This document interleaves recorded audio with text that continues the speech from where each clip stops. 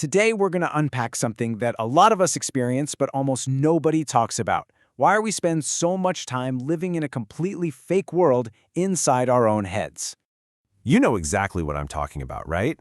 You're just sitting there, but in your mind, you're replaying an old argument so you can finally say the perfect thing. Or you're imagining future conversations, planning them out word for word. Maybe you're even living a totally different life in there, one where things just make sense. If you do this, you might feel kind of weird or like you're the only one, but I'm here to tell you, You aren't broken, not even close. What feels like a bizarre habit is actually your brain carrying out this incredibly sophisticated survival task. It's not a flaw, it's a feature, and it was built for a very good reason. So, let's get into it. First, we're going to bust the biggest myth about this whole thing. Then, we'll look at the type of mind that drives it, why we crave the control it gives us, and finally, the hidden costs of spending so much time in there. All right, first up, Chapter 1, the myth of distraction. We really have to reframe what's actually going on here, because it's not what most people think. So, the myth, the story you might even tell yourself, is that you're just distracted, you're lazy, you're avoiding reality.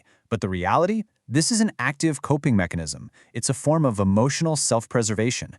You're not lacking focus. Your brain literally constructed a parallel universe to give you a safe place to go, just so you could breathe. so what's the engine that's powering all this world building? Well, let's talk about Chapter 2, the burden of a fast mind. See, you don't just daydream. You're running constant mental simulations. You are mapping out every single possibility, predicting how things could go, and trying to prevent mistakes before they ever happen. There's a term for this. It's called analytical processing. It means your mind is always working, using that inner world to figure things out and keep you safe from future pain. And that constant stimulation often comes from a much deeper need. Which brings us to Chapter 3, Escaping Unpredictability. I mean, think about it. In the real world, you can't control what other people do. They can be unpredictable, things go wrong. And if you grew up in an environment that was tense or chaotic, your brain learned a crucial lesson. The world is not a safe, predictable place. So it adapted. It learned to stay on high alert, always. And this is the brilliant solution it came up with. The reason you retreat into your head is because that fake world is the one place, maybe the only place, where you have absolute control. In your world, you write the script, you direct the scenes.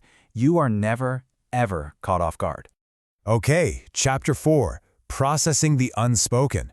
This next piece of the puzzle explains why so much of your inner world revolves around other people and conversations.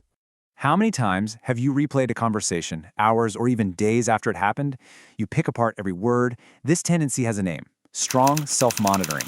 And you're not just torturing yourself for no reason. Your brain is trying to do something really important here.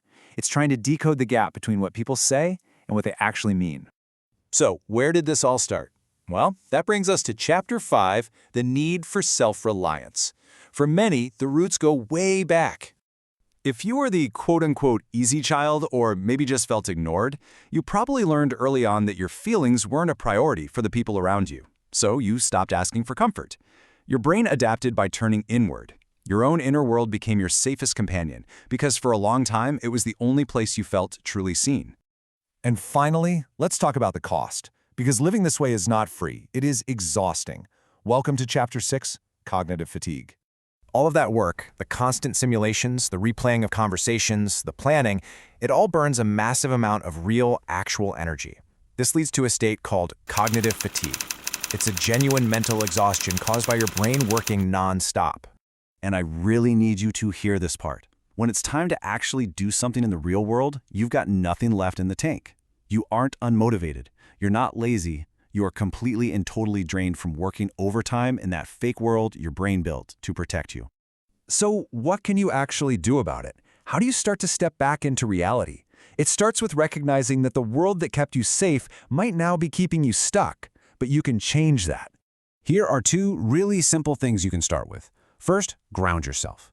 The next time you catch yourself drifting, just force your attention onto a physical sensation, like what do your feet feel like on the floor? What's the texture of your shirt? This short-circuits the mental spiral. Second, externalize your thoughts. Get them out of your head. Write them down, type them out, or just say them out loud to an empty room. It proves to your brain that they don't have to live inside you. It's about gently teaching your nervous system that it's finally safe enough to live out here. So I'll leave you with a question to think about. Now that you understand why this world was built, what it was designed to do for you, is it still the refuge you need? Or has it maybe become a prison?